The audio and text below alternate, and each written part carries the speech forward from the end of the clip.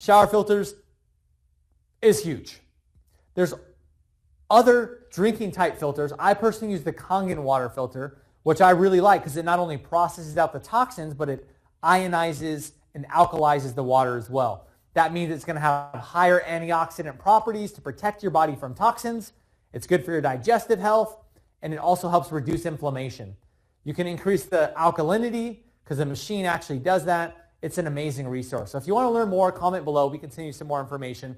You can also get whole house filters, which is the absolute best, where someone comes in, they measure the toxicity in your water, they create a specific giant filtration system that filters out your entire house water. So every source of water is automatically clean, which is the absolute best. It is the most expensive and the hardest to do.